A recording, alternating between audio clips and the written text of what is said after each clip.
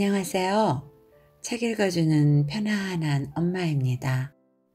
오늘은 한국의 대표적인 청소년 아동문학가 중에 한 분이신 정채봉의 산문집 첫마음을 읽어드리겠습니다. 채송화채, 봉선화봉, 정채봉, 그리운 이름. 나는 가만히 그의 이름을 불러보다가 눈물이 글썽해질 때가 한두 번이 아니었다. 펑펑 한 방울 내리는 날, 54세 이른 나이에 우리 곁을 떠났다는 사실이 아직도 믿어지지 않는데 어느새 20년 세월이 무심히 흘렀다. 중략, 덴마크에 안데르센이 있다면 대한민국에는 정채봉이 있다. 이 책은 독자들을 위해 정채봉이 천국에서 출간한 책이다. 시인 정호승. 편한 곳, 주식회사 샘터사. 지은이, 정채봉. 첫마음. 1월 1일 아침에 찬물로 세수하면서 먹은 첫마음으로 1년을 산다면 언제든지 늘 새 마음이기 때문에 바다로 향하는 냇물처럼 날마다 새로우며 깊어지며 넓어진다. 나가 나에게. 한때 내가 나를 아주 싫어한 적이 있습니다. 하는 생각이 하는 짓이 도통 마음에 들지 않아 거울 앞에 서서 이 한심스러운 녀석아 하고 욕을 해댄 적도 있고 불쌍한 녀석 하고 혀를 찬 적도 여러 번이었습니다. 윤동주 시인의 자화상에는 산모퉁이 돌아 외딴 운물을 찾아가서 들여다보는 나가 나오는 것을 스님도 알고 계시지요. 미운 사나이와 가엾은 사나이 사이를 왕복하는, 그리하여 마지막 연애에 이르면 어쩐지 그리워지는 사나이. 저는 아직 제가 그리워지지는 않습니다. 다만 내가 나를 사랑하지 않으면 누가 사랑하랴 싶어서 최근에야 나를 물끄러미 들여다보는 일이 많아졌습니다. 흰머리칼이 제법 희끗거리고 눈주름도 제법 보이고 보기 싫게 살이 쪄가는 중년 남자. 쓸 만큼 쓰여서 그런지 지난 봄에는 잇몸 공사도 다시 하고 안경도수도 한 급 더 높였습니다.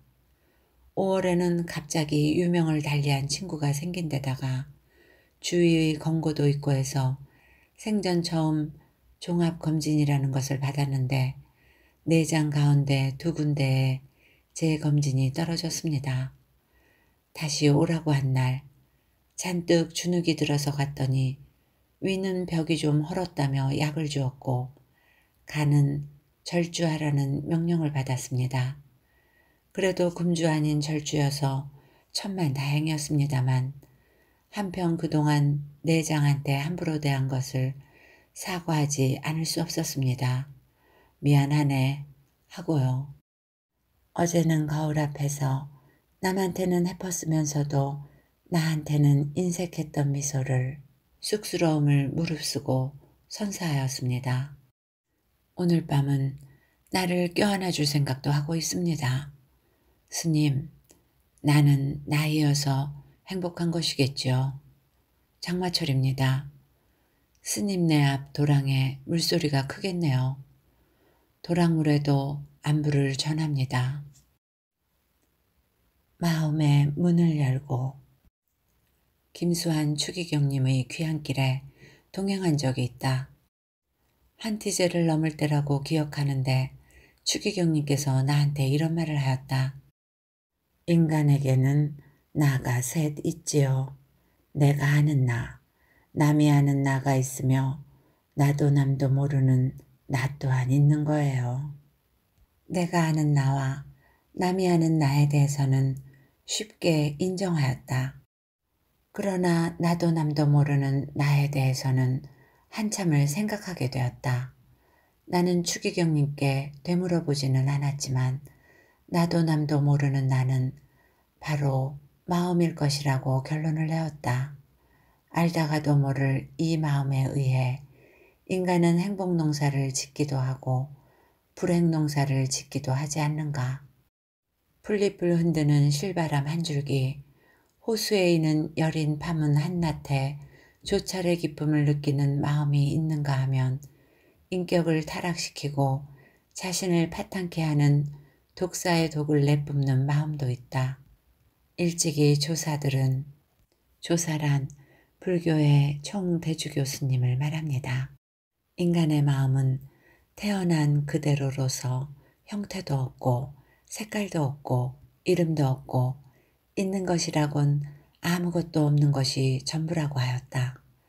그런데 소유주들이 형태를 만드는가 하면 색깔을 입히고 각종 핑계와 구실을 부여했다. 어떤 사람은 풀뿌리 하나도 꽂을 데가 없는 모래밭 같은 것인가 하면 어떤 사람은 봄비 내린 대지와 같은 것이기도 하다. 또 어떤 사람은 회색 벽돌 색깔인가 하면 또 어떤 사람은 푸른 바다와 같은 색깔이기도 하다. 더러는 음모의 터로 이용하는가 하면 더러는 평화의 터가 되기도 한다. 본디 마음 편에서 본다면 파업하고 싶고 떠나고 싶은 일이 하루에도 몇십 번씩 있을 것이다. 마음을 속이고서도 뻔뻔스럽게 양심을 걸고라고 증언하는가 하면 아픈 마음은 아랑곳하지 않고 눈 한번 꿈쩍하지 않는 주인들도 있으니까. 그리하여 마침내 낭패를 보게 되면 뒤늦게야 가슴을 치며 술, 담배, 약물 등을 치료약으로 써서 몸까지 망치는 인간들이지 않은가. 늘 몸보다 먼저 일어나며 일보다 먼저 느끼고 심지어 꿈속에서까지 활동한다. 몸은 차라리 피곤하게 하면 쉬게 해주고 심해지면 약까지 주나 마음은 그저 혹사당하기만 할 뿐이다. 도스토옙스키의 말대로라면 지금도 인간의 마음은 성과 악마가 싸우는 전장인 것이다. 나는 평소 마음 타령을 많이 하는 사람 중 하나라고 생각한다. 마음을 사나운 황소에 교활한 여우에 비유하기도 했고 그 어떤 고문과 폭력으로도 정복할 수 없는 것, 마음먹기에 따라 지옥과 하늘나라가 바뀔 수 있다는 주제의 글을 쓰기도 했었다. 그러나 내게 막상 마음을 비워야 할 때가 왔을 때 실제화가 되지 않는 허구성을 깨닫고 아연하였다. 내 몸에 반란군의 진입 상태가 심각하다는 주치의 진단을 받고 병원에 입원했을 때 나는 마음 정리가 마무리되었다고 생각했었다. 그동안의 인연과 애증은 강 건너에 네온 쌓인 도회에 훌훌 벗어놓고 왔노라고. 그런데도 저녁이면 불면에 시달렸고 어쩌다 잠이 들어도 네온 쌓인 도회의 온갖 잡동사니들이 나타나서 설쳐댔다. 다시 돌아보니 거기에는 아직 물러나지 않은 세상의 인연들과 애증이 다른 곳 아닌 내 마음의 창문에 비치고 있었다. 그 무렵 나의 기도는 내 마음속의 그림자들을 사라지게 해달라는 것이었다. 어렸을 적 불빛을 받아 창호지에 두 손으로 쥐어 보이던 그림자, 그 환영에조차 깜짝깜짝 놀라는 나는 참 연약한 인간임을 실감할 수 있었던 것이다.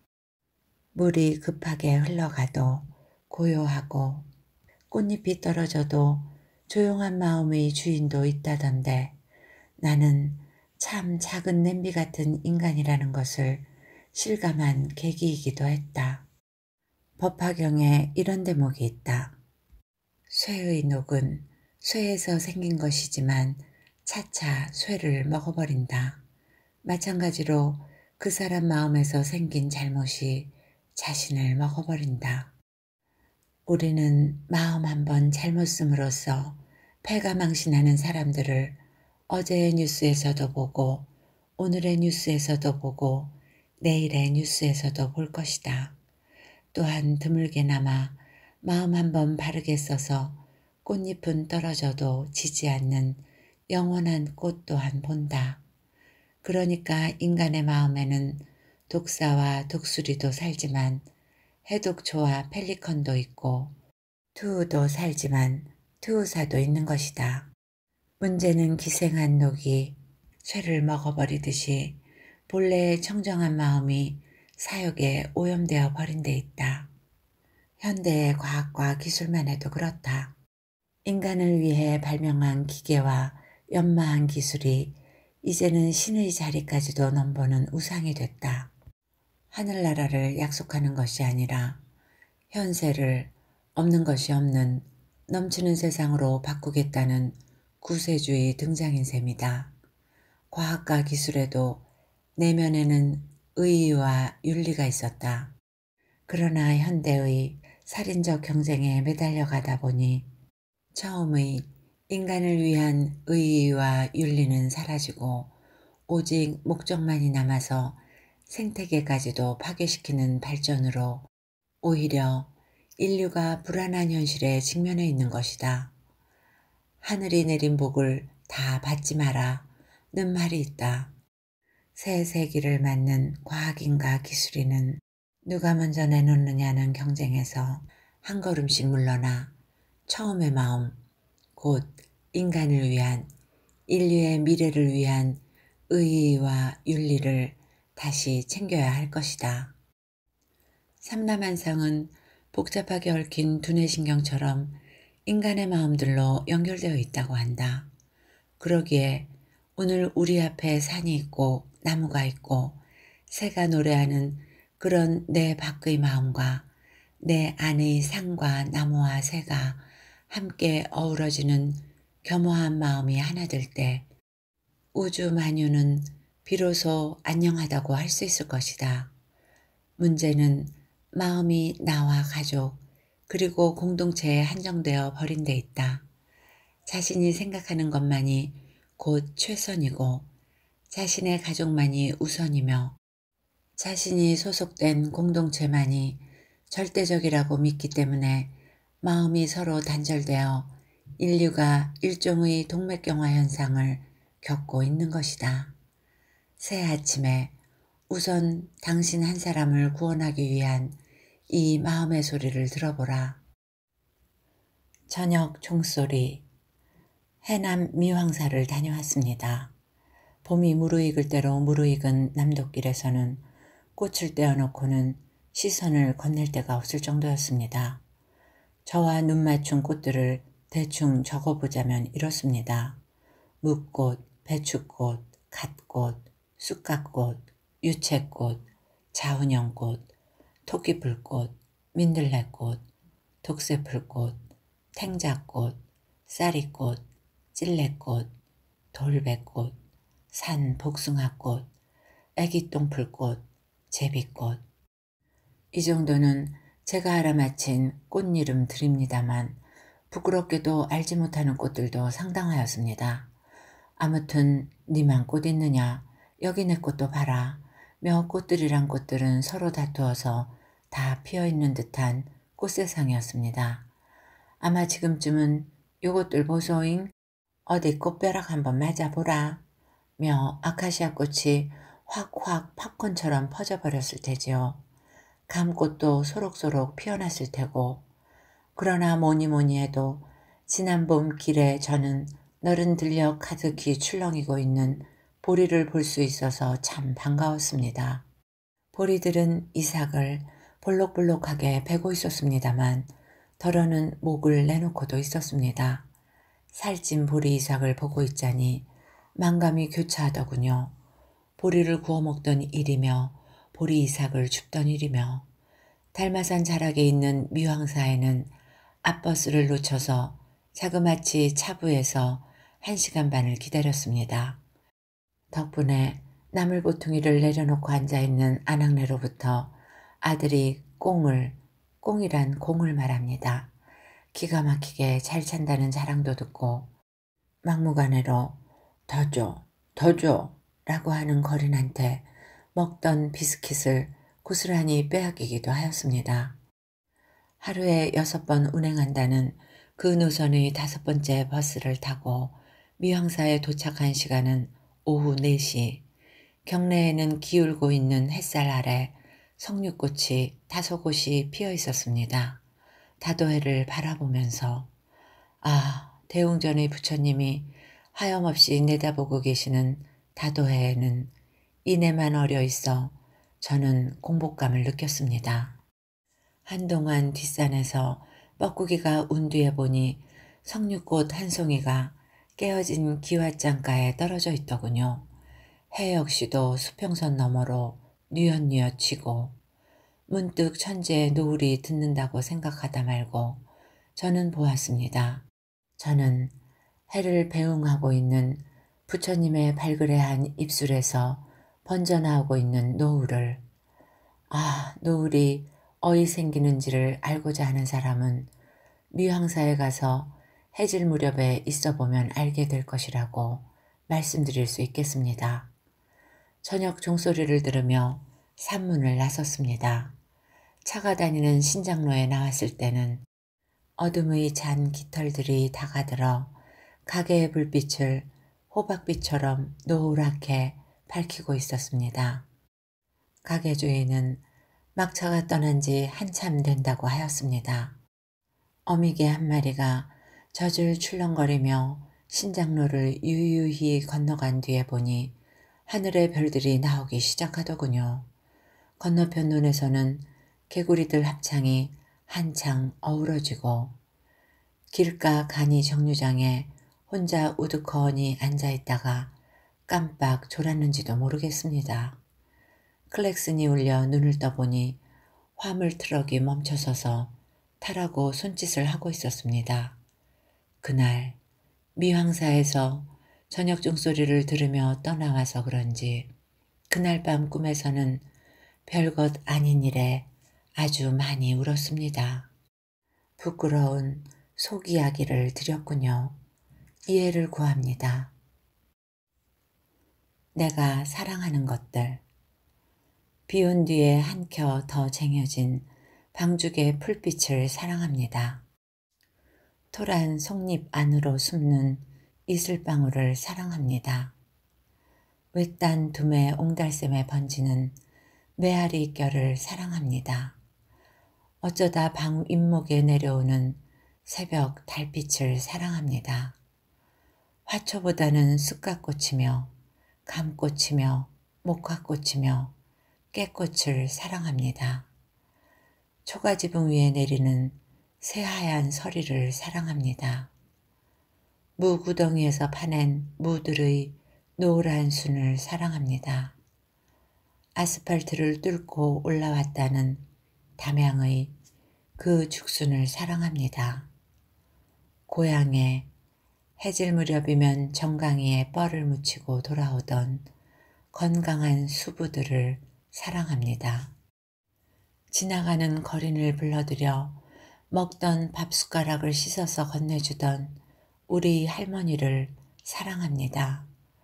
상여 뒤를 따라다니며 우느라고 눈가가 늘 짓물러 있던 바운의 할머니를 사랑합니다.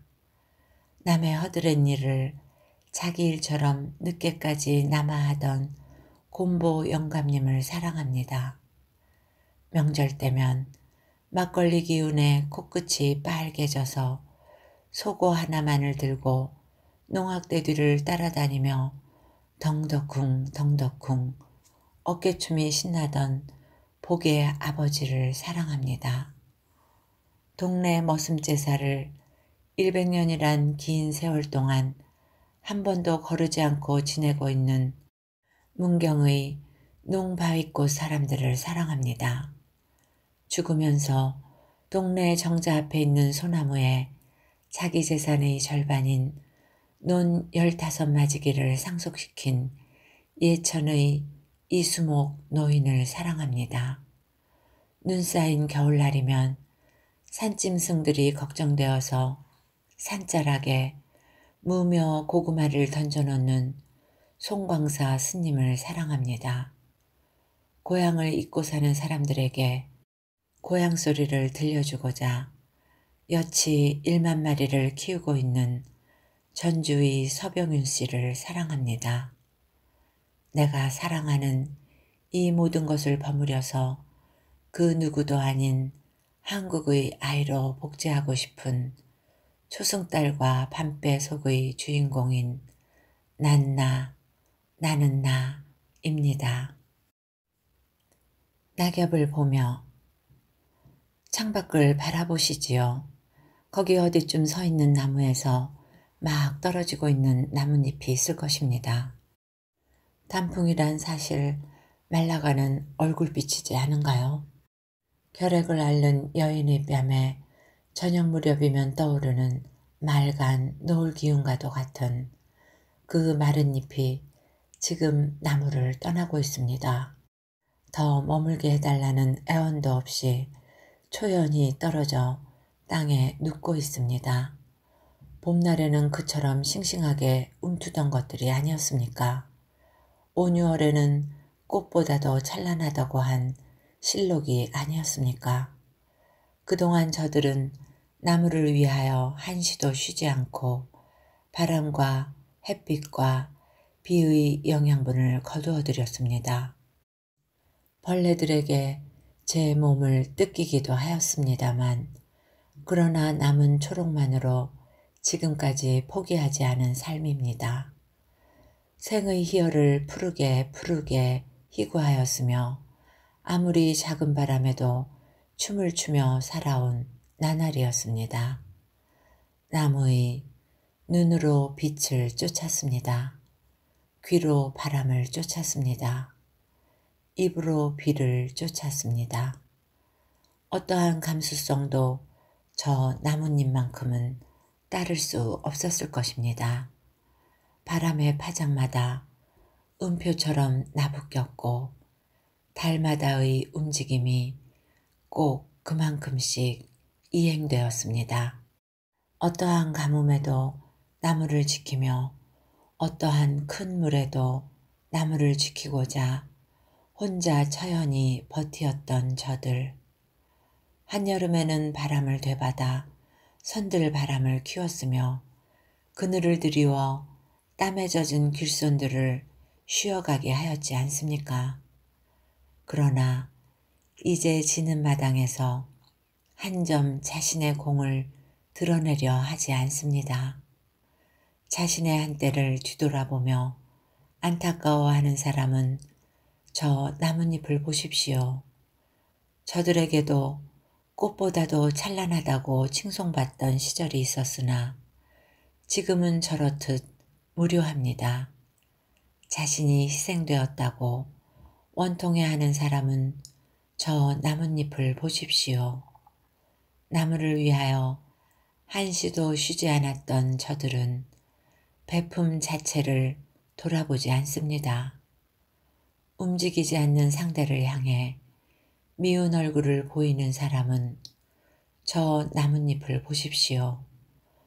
떠나면서 오히려 단풍으로 치장을 하는 저들이 아닙니까? 이제 저들이 집니다. 그러나 저들은 지는 것으로 생을 마무리하지 않습니다. 마른 몸이나마 흙으로 묻혀들어 한 줌 걸음으로 나무 밑에 마저 가길 원합니다. 하지만 당신은 나뭇잎보다도 몇백 배, 몇천 배, 무겁고도 큰 존재가 아닙니까? 부끄러워할 줄도 알아야겠습니다. 슬픔 없는 마음 없듯 별빛의 의지에 살아갈 수 있다면 할머니. 마음이 허해질 때면 나는 문득 고향을 찾아가고 싶어진다. 고향의 붉은 빛깔이 드러나는 흙과 정이 깊게 깔린 사투리도 물론 그립다. 그러나 그보다도 나는 고향에 있는 할머니의 묘 앞에 그저 몇 분 동안만이라도 주저앉고 싶다. 간혹 고요를 헤치고 날아서 풀숲 어디엔가 숨는 여치나 방앗개비들, 그들처럼 나도 풀 위에 누우면 제 넘어서 들려오는 뻐꾸기 울음소리에 서울의 블록담들이 데워놓은 내 이마의 미열이 조용히 가라앉을 것이다. 무엇보다도 나의 할머니 산소가 높거나 낮지도 않은 넝쿨 등의 우리 밭 가운데 있는 것이 좋다. 당신이 생전에 고구마 순을 놓기 위하여, 콩을 심기 위하여, 그리고 5, 6월 떼약볕을 한 장 수건으로 가리고서 김을 매셨던 이 밭 한가운데 허리심을 푸셨을 때 할머니의 영혼은 비로소 고향의 푸른 하늘 안쪽으로 민들레 꽃씨처럼 둥둥 떠가지 않았을까. 적어도 우리 할머니는 삐비 꽃이 피고 들 찔레꽃도 피고, 그리고 밤이나 낮이나 풀벌레들 울음소리가 낭낭한 밭 언덕에서 조용히 바래어지셔야 한이 없을 뿐이었다. 할머니는 16살 신부로 23살 신랑을 아무것도 모른 채 만났다고 했다. 활동성 넘치는 부침성 좋은 남자와 눈물 많고 부끄러움 잘 타는 여자가 함께 살아간 한 세상. 그러나 할머니한테도 질투는 참기 어려웠던 모양이었다. 할아버지가 바람이 나서 한 달이고 두 달이고 집에 발걸음을 안 차 어느 날 몰래 그 집에를 찾아갔더란다. 그러고는 무당한테서 들은 대로 나란히 놓인 두 켤레의 고무신 가운데서 그 여자의 고무신을 들고 나와서는 작두로 두 동강을 내어버렸다는 분풀이. 남의 것을 훔쳐내온 적도 그때 딱 한 번뿐이었고, 내가 살기 위하여 남을 액풀이한 것도 그때 한 번뿐이었고, 그처럼 또 속이 후련했던 적도 그때 한 번뿐이었노라고 할머니는 때때로 회고하시곤 했다. 남들은 자식을 키우고 가르쳐서 혼인시킬 때까지가 어렵고 그 이후는 보통 안정기로 접어든다고 한다. 그러나 우리 할머니의 업보는 정작 그때부터 시작되었으니 팔자치고는 참 기구하다고 아니할 수가 없다.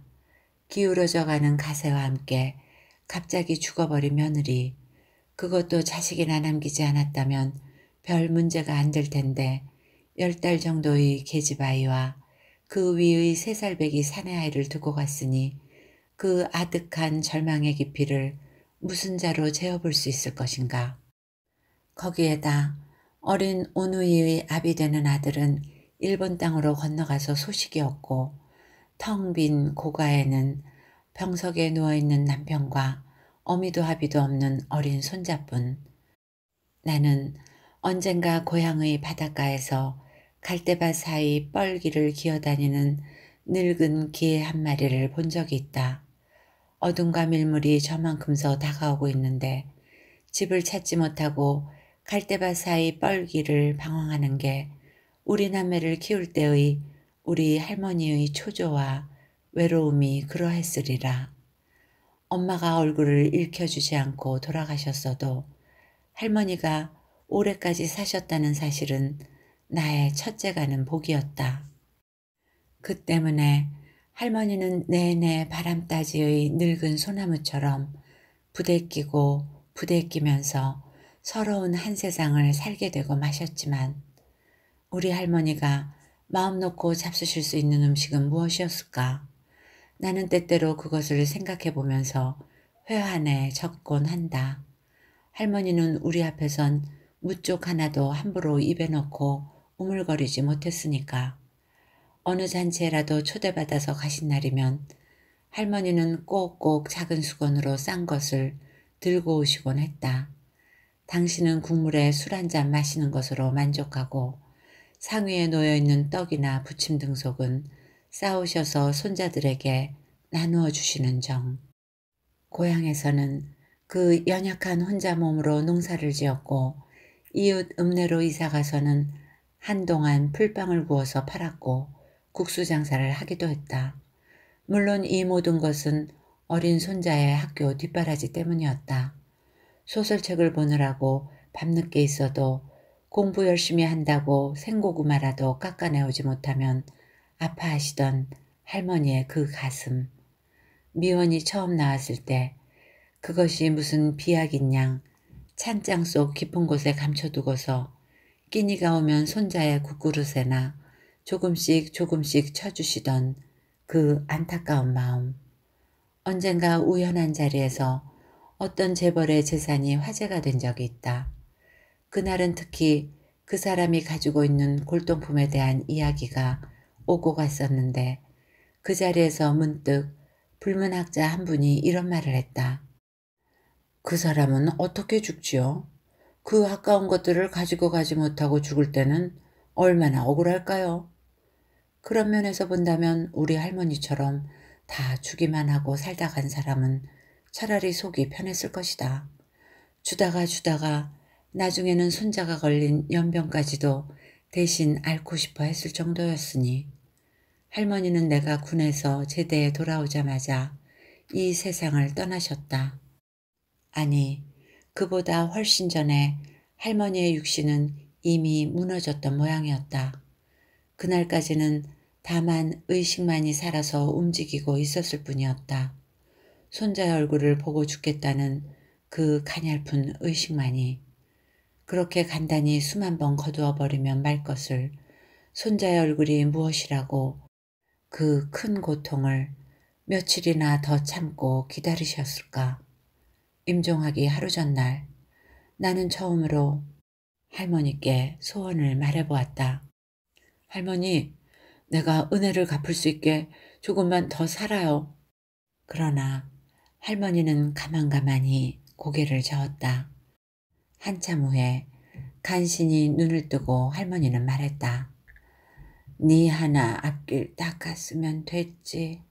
은혜는 무슨. 사람이 어느 누구 하나에게 밑거름이 되는 삶보다 더 귀한 것이 있을까? 나는 나의 어린 것들이 나보다는 저희 증조모를 더 많이 닮기를 바란다. 부끄러워할 줄 알며 끝없이 주면서도 아깝게 느끼지 않는 그런 마음가짐으로 살기를. 한 그루의 잘 다듬어진 정원수가 아닌 비바람 속의 방품림으로 살아주기를. 아니, 거기에는 미치지 못한다 하더라도 최소한 봉사하며 살 수 있는 직업을 가져주길 바란다. 교사가 되든 교통순경이 되든. 그리하여 나는 어린 것들이 어둠과 밀물이 밀려오는 갈대밭 사이에서 집을 찾지 못하고 기어다니는 한 마리 개의 초조와 외로움을 이해하고 동정하게 된다면, 그렇게 된다면 삐비꽃과 들국화가 새하얗게 핀 밭 언덕 거기에 계시는 할머니의 혼이 우리와 늘 함께 있어 줄 것이 아닌가. 돌베고 잠드는 생. 법정 스님을 처음 만난 것은 지면으로부터였다. 묵은 월간지를 뒤적이다가 우연히 스님의 글을 보았는데 이런 대목이었다. 해질녘쯤 되어 시아버지 되는 모기가 외출을 하면서 며느리에게 이렇게 당부한다. 얘야, 내 저녁은 하지 마라. 며느리는 웬일인가 싶어 왜요 아버님? 하고 묻는다. 시아버지는 먼 산을 바라보면서 힘없이 대답한다. 마음씨 좋은 사람 만나면 잘 얻어먹을 거고 모진 놈 만나면 맞아 죽을 테니 내 걱정일랑 짓지 마라. 귓전에서 엥 하고 신경 건드리는 모기 소리가 들릴 때 그걸 후려치려고 손을 번쩍 들었다가 문득 모진 놈 만나면 맞아 죽을 거라는 그 집 시아버지의 말이 떠올라 손을 내리고 난다. 마음씨 좋은 사람은 못 되더라도 어찌 모진 놈이야 될 수 있겠는가. 후일 내가 스님을 배웠을 때 그때 받은 감동을 말씀드렸더니 이런 당부를 하셨다. 그거야 우화로 치더라도 사람들이 최소한 자신의 생일에는 남의 목숨을 빼앗은 결과인 고기를 먹지 않았으면 한다고. 현실의 막된 사냥과 먹을 탐에 눈앞이 어두워지다가도 스님을 생각하면 금세 잎새에 스치는 한 줄기 바람이 느껴지는 것이다. 스님의 부엌에 들어가 보면 부엌훈이 있다. 먹이는 간단명료하게, 반찬은 3가지가 넘지 않게. 쌀쌀맞다는 세간의 구시렁거림을 덜어듣는 분이시지만 간혹 가사자락 속에서 나오는 알사탕 맛은 그윽하기만 하다. 스님이 묵고 계시는 암자의 정랑, 화장실은 대밭 바로 앞에 있다. 거기는 나무살이 성글어서 사철 내내 푸른 대숲을 조용히 바라볼 수도 있고 바람도 수시로 드나들 수 있어 그야말로 청정하다. 그러나 이 풍치보다도 나를 더 수경케 한 것은 변기 양편 바닥에 그려져 있는 신발 위치도였다. 거기에 신발을 맞추면 바른 자세가 된다. 곧 정랑의 참선 자세라 할까. 소쩍새 울음소리에 고개를 들면 저만큼 벽 한쪽에 꽂혀있는 청밀의 가지에 고요가 양껏 배어있는 것을 볼 수도 있다. 무엇보다도 나는 노동으로 그은 스님의 손을 사랑한다. 손톱 위로 나스의 빗금이나 나 있는 것을 보면 낯질 솜씨도 보통이 아님을 알 수 있다. 그 풀 베고 장작 패고 빨래하는 스님의 손에서 흘러내린 글이 얼마 전에 왔다. 소나무 아래서 돌을 베고 잠이 들다. 새소리에 놀랍게니 해가 기울다. 흙이 참 좋다. 김수환 추기경님을 찾아갔을 때 나는 몸에 상흔이 몇 개나 있느냐고 물어보았다. 2군데 있어요. 추기경님은 오른쪽 이마 위에 약간 함몰된 부분을 보여주었다. 4살 때였는지 5살 때였는지 아무튼 선산에 살 때였어요. 형을 포함한 동네 아이들이 일본 아이들하고 패싸움을 벌인 적이 있는데 그때 그 틈에 끼어 있다가 일본 아이가 던진 돌에 맞고 생긴 것이에요. 그리고 이번에는 오른쪽 다리에 바지를 걷어 올리고서 정강이에 나 있는 허연 상흔을 보여주었다. 그것은 군위에서 살 때 개울가에서 어른들이 가축을 잡으며 칼 가져오라고 심부름을 시켰는데 부엌칼을 가지고 달려가다가 찔린 자국이라고 했다. 마음에는요? 마음에는 빈자리가 있지요. 2 손을 모아서 유난히도 긴 인중에 대고 있던 추기경님이 한참 후 늘이라는 한마디를 더했다. 그러니까 마음에는 늘 빈자리가 느껴진다는 말이다. 그런데 웃을 일이 생겼다. 어머니 서중화 여사가 41살 때 본 8남매의 막내라면서 이런 사실을 털어놓은 것이다. 어머니가 나이 들어 나를 낳으셨기 때문에 젖이 없었나 봐요. 때마침 시집간 큰 누나께서 아이를 낳아서 큰 누나 젖을 얻어먹고 자랐어요. 내가 웃자 추기경님도 따라 웃으며 덧붙였다. 우리 어머니께서도 딸이 애기 낳을 때 당신도 나를 낳게 되어 부끄러웠다 했어요. 추기경님이 태어난 대구 남산동 집터에는 지금 보성주택 아파트가 들어서 있다. 차 안에서 물었다. 군위에서 사셨을 적에 어떤 것이 기억나시는가요? 추기경님은 한창 피어나 있는 밭의 팥꽃을 물끄러미 내다보면서 대답했다. 8살 때 아버지가 돌아가시고 형마저 대구 소신학교로 떠난 뒤 어머니와 단둘이 살 때였어요. 행상을 떠나신 어머니를 기다리느라고 신장로에 나가 우두커니 서 있곤 하였지요. 그 무렵 서산에 해가 지면서 저녁 노을이 떠요. 그러면 막연한 슬픔 같은 것이 가슴속에서 우러나면서 어디론가 떠나고 싶곤 하였어요. 산 너머에 포근한 고향이 있을 것 같은 그런 생각이었죠. 그러나 후일 산 너머로 가보면 포근한 고향은 또 하나의 산을 넘어가 버리곤 했죠. 맨 먼저 들른 군위 초등학교는 추기경님이 대구 소신학교로 나오기 전, 그러니까 입학해서 5학년까지 다녔던 곳이다. 당시 소학교에서는 학생들이 나이가 많아 8살인 추기경님의 같은 반에만 해도 장가든 사람이 7명이나 있었다 한다. 글쎄 어떤 아버지가 아들을 자전거 뒤에 태우고 왔길래 봤더니 아들을 우리 교실에 데려다주고 돌아가는 것이 아니라 자기는 상급반 교실로 들어가지 뭡니까? 나는 슬쩍 물어보았다. 추기경님의 초등학교 적 성적이 궁금하네요. 중간이었어요. 그땐 잘하면 갑, 못하면 병. 그리고 그 사이가 을이었는데 을이 대부분이었고 병도 있었던 것 같아요. 갑은 하나도 없었는가요? 하나 정도가 있었는데 어떤 과목이었는지 기억하십니까?